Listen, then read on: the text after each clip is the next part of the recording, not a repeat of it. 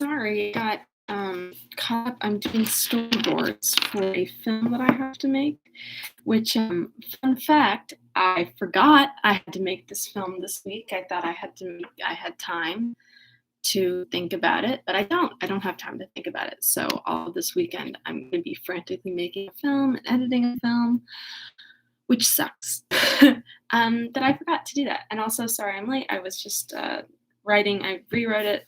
This is an exclusive. Here are my first 3 shots. These 2 are the same shot. That's how we make films, people. Stick figures.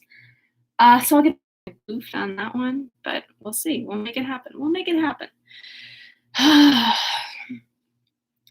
So yesterday in Sense and Sensibility, we didn't I always feel like the first chapter we don't really do anything, and then so the first chapter, Eleanor was like, I've got to talk to Lucy again about this thing that she told me. I need to know all of the information.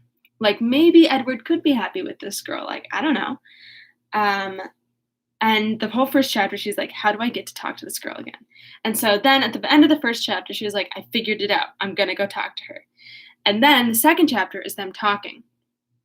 And Eleanor's takeaway from this conversation is like, he's never going to be happy with her. Like, he definitely like loves me and is kind of screwed now because like he's never going to get over me, which is like fair, Eleanor, because you're an awesome person. But yeah, so she's just like, oh, so everything's super screwed up. But anyways, being really like nice to his memory and like to his like being, but I don't think she should be. Like, and also like, who am I to say what she should feel? But also there's no getting around the fact that he deceived her. And like, if you're engaged to another gal, like, don't make a new gal fall in love with you. Like, don't play around with hearts like that. It's not cute. Especially not in Regency Jane Austen when, like, you get one heart, according to Marianne. But Marianne is about to be proved wrong in many other ways. All right, let's do it. Hopefully I can still eat lunch today. Chapter 3. Though Mrs. Jennings was in the habit of spending a large portion of the year at the houses of her children and friends, she was not without a settled habitation of her own.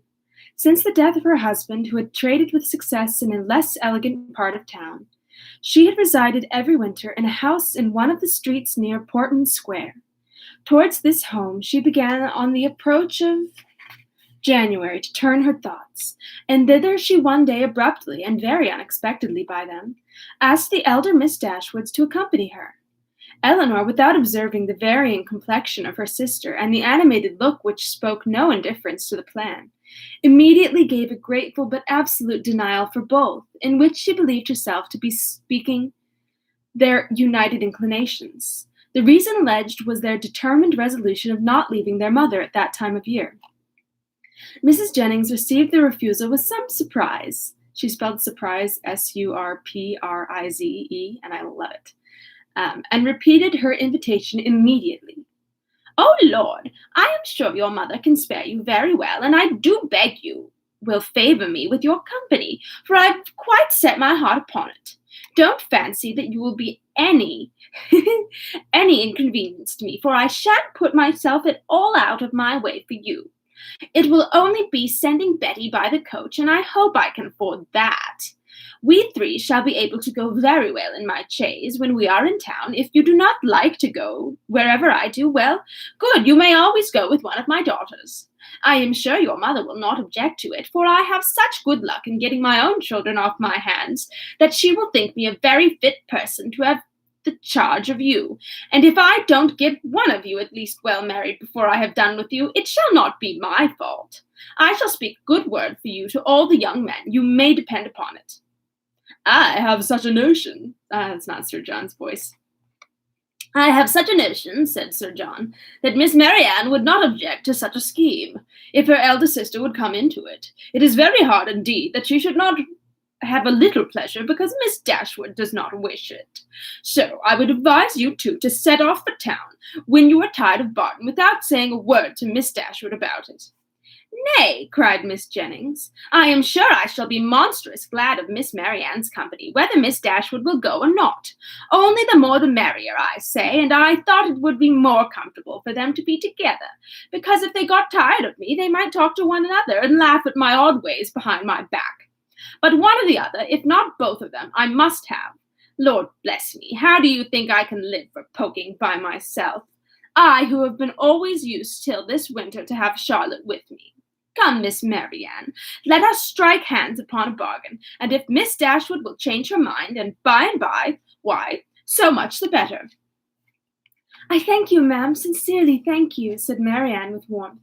Your invitation has ensured my gratitude forever, and it would give me such happiness, yes, almost the greatest happiness I am capable of, to be able to accept it.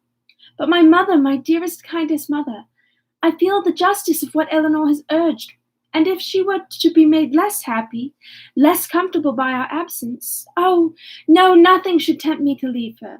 It must not be a struggle.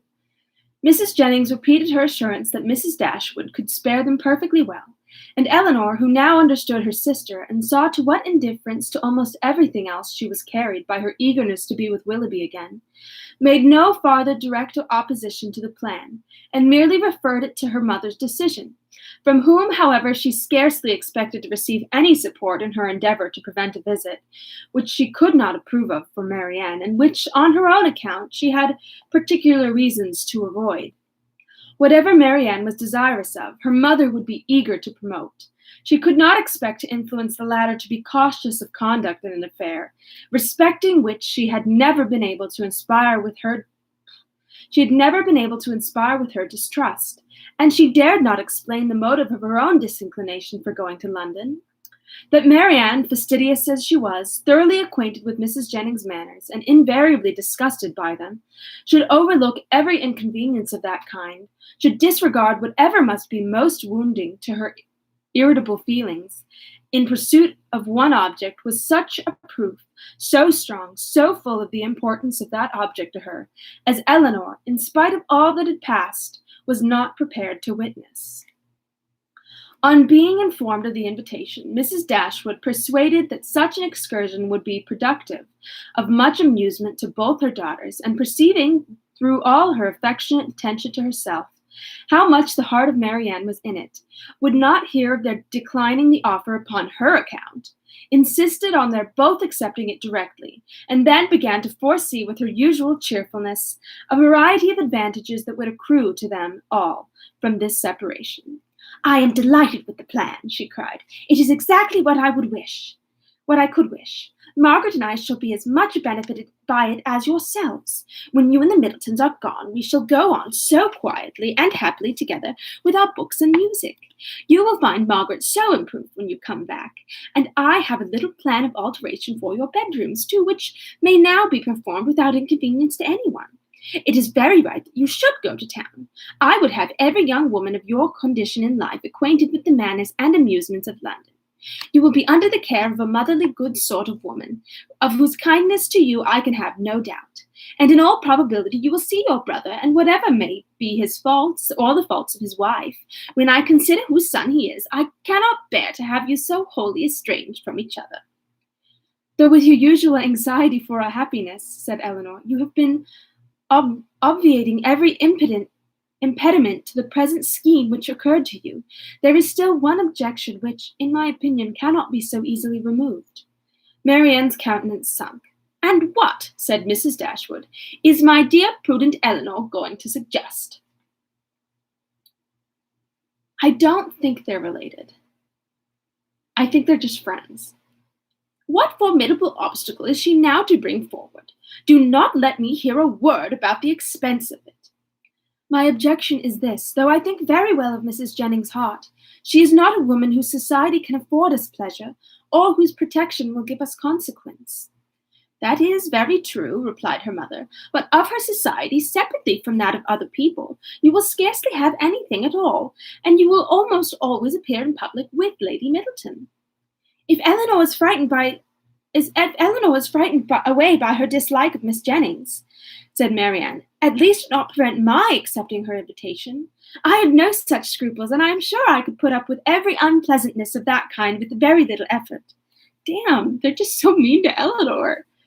Eleanor could not help smiling at this display of indifference towards the manners of a person to whom she had often had difficulty in persuading Marianne to behave with tolerable politeness, and resolved within herself that if her sister persisted in going, she would go likewise, and she did not think it proper that Marianne should be left to the sole guidance of her own judgment, or that Mrs. Jennings should be abandoned to the mercy of Marianne for all the comfort of her domestic hours. To this determination she was the more easily reconciled by recollecting that Edward Ferrars, by Lucy's account, was not to be in town before February, and that their visit, without any unreasonable abridgment, might be previously finished. I will have you both go, said Mrs. Dashwood. These objections are nonsensical. You will have much pleasure in being in London, and especially in being together. And if Eleanor would ever condescend to anticipate enjoyment, she would foresee it there from a variety of sources. She would perhaps expect some from improving her acquaintance with her sister-in-law's family. Eleanor had often wished for an opportunity of attempting to weaken her mother's dependence on the attachment of Edward and herself, that the shock might be less when the whole truth were revealed. And now, on this attack, though almost hopeless of success, she forced herself to begin her design by saying, as calmly as she could, I like Edward Ferrars very much, and shall always be glad to see him. But as to the rest of the family, it is a matter of perfect indifference to me, whether I am ever known to them or not. Mrs. Dashwood smiled and said nothing. Marianne lifted her eyes in astonishment, and Eleanor conjectured that she might as well have held her tongue. After very little farther discourse, it was finally settled that the invitation should be fully accepted. Mrs. Jennings received the information with a great deal of joy, and many assurances of kindness and care, nor was it a matter of pleasure merely to her. Sir John was delighted. For to a man whose prevailing anxiety was the dread of being alone, the acquisition of 2 to the number of inhabitants in London was something. Even Lady Middleton took the trouble of being delighted, which was putting herself rather out of her way. And as for the Miss Steeles, especially Lucy, they had never been so happy in their lives as this intelligence made them. Eleanor submitted to the arrangement which counteracted her wishes, with less reluctance than she had expected to feel. With regard to herself, it was now a matter of unconcern whether she went to town or not, and when she saw her mother so thoroughly pleased with the plan, and her sister exhilarated by it in look, voice, and manner, restored to all her usual animation and elevated to more than her usual gaiety, she could not be dissatisfied with the cause, and would hardly allow herself to distrust the consequence. Marianne's joy was almost a degree beyond happiness, so great was the perturbation of her spirits, and her impatience to be gone. Her unwillingness to quit her mother was her only restorative to calmness, and at the moment of parting, her grief on that score was excessive. Her mother's affliction was hardly less, and Eleanor was the only one of the 3 who seemed to consider the separation as anything short of eternal. This departure took place in the first week of January. The Middletons were to follow in about a week. The Miss Steeles kept their station at the park, and were to quit it only with the rest of the family. Chapter 4. Eleanor could not find herself in the carriage with Mrs. Jennings, and beginning a journey to London under her protection, and as her guest, without wondering at her own situation. So short had their acquaintance with that lady been, so wholly unsuited were they in age and disposition, and so many had been her objections against such a measure only a few days before. But these objections had all, with that happy ardor of youth which Marianne and her mother equally shared, been overcome or overlooked. And Eleanor, in spite of every occasional doubt of Willoughby's constancy, could not witness the rapture of delightful expectation which filled the whole soul and beamed in the eyes of Marianne, without feeling how blank was her own prospect, how cheerless her own state of mind in the comparison, and how gladly she would engage in the solicitude of Marianne's situation to have the same animating object in view, the same possibility of hope. A very short time, however, must now decide what Willoughby's intentions were. In all probability, he was already in town. Marianne's eagerness to be gone declared her dependence on finding him there, and Eleanor was resolved not only upon gaining every new light as to his character, which her own observation or the intelligence of others could give her, but likewise upon watching his behavior to her sister with such zealous attentions as to ascertain what he was and what he meant before many meetings had taken place. Should the result of her observations be unfavorable, she was determined at all events to open the eyes of her sister. Should it be otherwise, her exertions would be of a different nature. She must then learn to avoid every selfish comparison, banish every regret which might lessen her satisfaction in the happiness of Marianne. They were 3 days on their journey, and Marianne's behavior as they traveled was a happy specimen of what her future complaisance and companionableness to Mrs. Jennings might be expected to be. She sat in silence almost all the way, wrapped in her own meditations and scarcely ever voluntarily speaking, except when an object of picturesque beauty within their view drew from her an exclamation of delight exclusively addressed to her sister. To atone for this conduct, therefore, Eleanor took immediate possession of the post of civility which she had assigned herself, behaved with the greatest attention to Mrs. Jennings, talked with her, laughed with her, and listened to her whenever she could, and Mrs. Jennings on her side treated them both with all possible kindness, was solicitous on every occasion for their ease and enjoyment, and only disturbed that she could not make them choose their own dinners at the inn, nor extort a confession of their preferring salmon to cod, or boiled fowls to veal cutlets. They reached town by 3 o'clock the 3rd day, glad to be released after such a journey from the confinement of a carriage, and ready to enjoy all the luxury of a good fire. The house was as handsome and handsomely fitted up. Ready, Dane? And the young ladies were immediately put in possession of a very comfortable apartment. It had formerly been Charlotte's, over the mantelpiece still hung a landscape in colored silks of her performance, in proof of her having spent 7 years at a great school in town to some effect. As dinner was not to be ready in less than 2 hours from their arrival, Eleanor determined to employ the interval in writing to her mother, and sat down for that purpose. In a few moments, Marianne did the same. "I am writing home, Marianne," said Eleanor. "Had not you better defer your letter for a day or two?" "I am not going to write to my mother," replied Marianne hastily, and as if wishing to avoid any further inquiry, Eleanor said no more. Eleanor said no more. It immediately struck her that she must be writing to Willoughby. And the conclusion which as instantly followed was, that however mysterious they might wish to conduct the affair, they must be engaged. This conviction, though not entirely satisfactory, gave her pleasure, and she continued her letter with greater alacrity. Marianne's sending a risky text. Marianne's was finished in a very few moments, in length it could be no more than a note. It was then folded up, sealed, and directed with eager rapidity.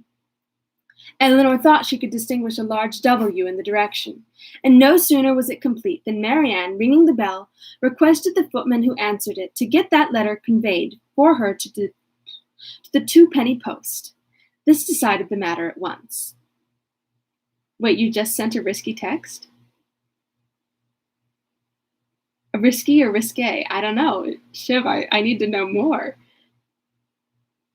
Interesting. Her spirits still continued very high, but there was a flutter in them which prevented their giving much pleasure to her sister, and this agitation increased as the evening drew on. She could scarcely eat any dinner, and when they afterwards returned to the drawing-room, seemed anxiously listening to the sound of every carriage. It was a great satisfaction to Eleanor that Mrs. Jennings, by being much engaged in her own room, could see little of what was passing.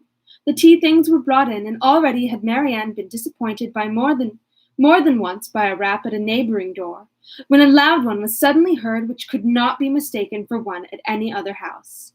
Eleanor felt secure of its announcing Willoughby's approach, and Marianne, starting up, moved towards the door. Everything was silent. This could not be borne many seconds. She opened the door, advanced a few steps towards the stairs, and after listening half a minute, returned into the room in all the agitation which a conviction of having heard him would naturally produce.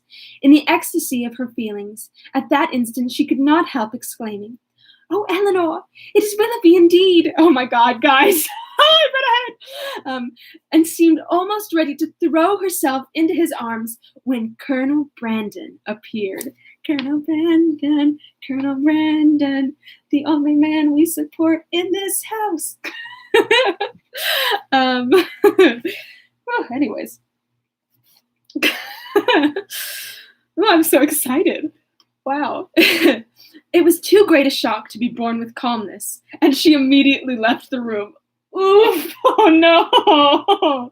Imagine you're like, I'm gonna see the woman I love, and you get into the room, and she's like, and then she leaves. Oof! Eleanor was disappointed too, but at the same, her regard for Colonel Brandon ensured his welcome with her, and she felt particularly hurt that a man so partial to her sister should perceive that she had experienced nothing but grief and disappointment in seeing him.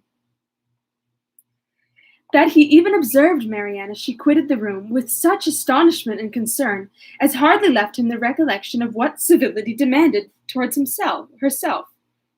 Is your sister ill? Said he. Eleanor answered in some distress that she was, and then talked of headaches, low spirits, and over-fatigues, and of everything to which she could decently attribute her sister's behavior. He heard her with the most earnest interest, but, seeming to recollect himself, said no more on the subject, and began directly to speak of his pleasure at seeing them in London, making the usual inquiries about their journey and the friends they had left behind.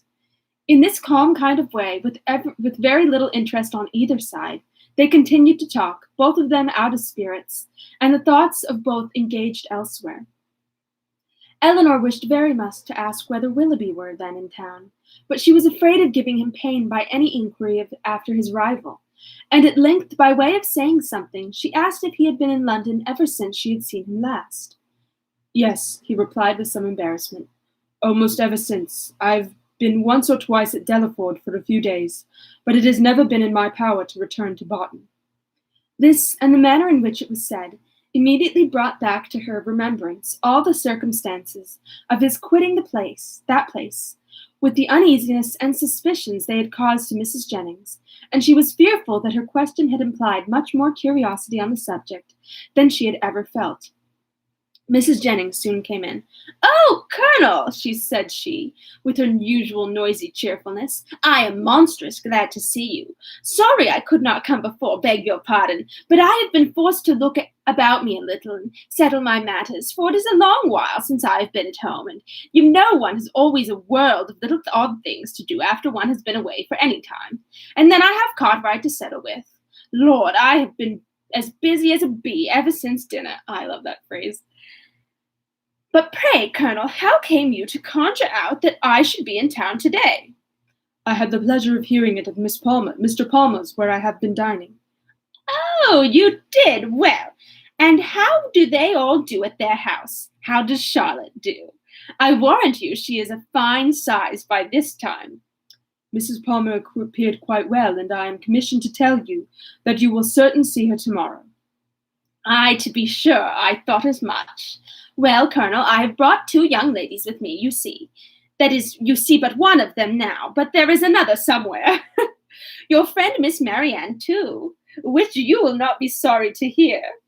I do not know what you and Mr. Willoughby will do between you about her. Ay, it is a fine thing to be young and handsome. Well, I was young once, but I never was very handsome. Worse luck for me.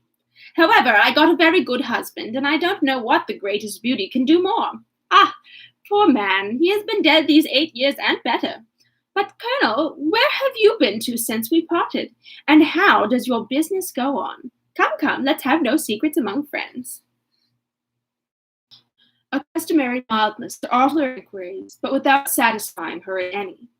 Eleanor now began to make the tea, and Marianne was obliged to appear again. After her entrance, Colonel Brandon became more thoughtful and silent than he had been before, and Mrs. Jennings could not prevail on him to stay long. No other visitor appeared that evening, and the ladies were unanimous in agreeing to go early to bed.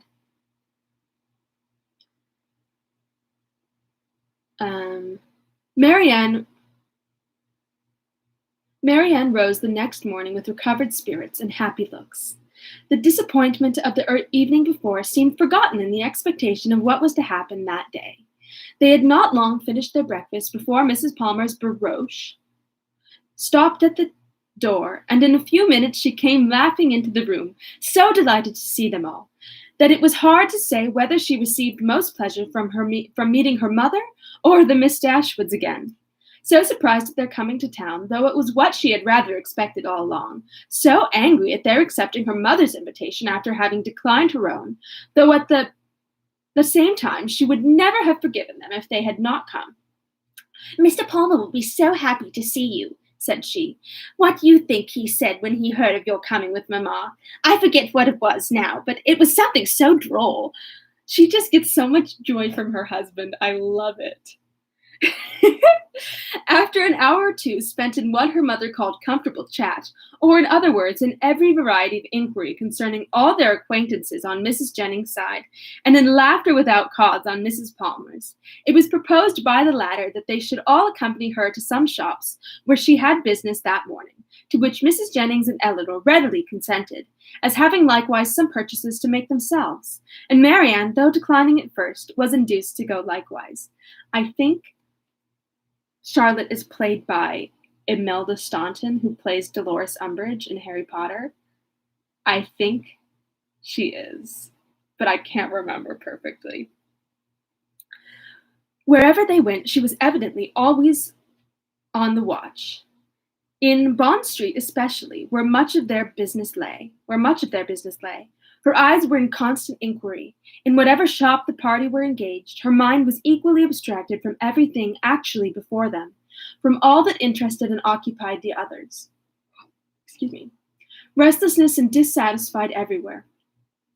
Her sister could never obtain her opinion of any article of purchase, however it might equally concern them both. She received no pleasure from anything, was only impatient to be at home again, and could with difficulty govern her vexation at the tediousness of Mrs. Palmer, whose eye was caught by everything pretty, expensive, or new, who was wild to buy all, could determine on none, and dawdled away her time in rapture and indecision. It was late in the morning before they returned home, and no sooner had they entered the house than Marianne flew eagerly upstairs, and when Eleanor followed, she found her turning from the table with a sorrowful countenance, which declared that no Willoughby had been there. "Has there no letter been left for me since we went out?" said she to the footman who entered with the parcels. She was answered in the negative. "Are you quite sure of it?" she replied. "Are you certain that no servant, no porter has left any letter or note?" The man replied that none had. "How very odd," said she in a low and disappointed voice, as she turned away to the window. "How odd indeed," repeated Eleanor within herself, regarding her sister with uneasiness. If she had not known him to be in town, she would not have written to him, as she did. She would have written to Combe Magna. And if he is in town, how odd that he should neither come nor write. Oh, my dear mother, you must be wrong in permitting an engagement between a daughter so young, a man so little known, to be carried on in so doubtful, so mysterious a manner. I long to inquire, but how will my interference be borne?" She determined after some consideration that if appearances continued many days longer, as unpleasant as they were now, she would represent in the strongest manner to her mother the necessity of some serious inquiry into the affair.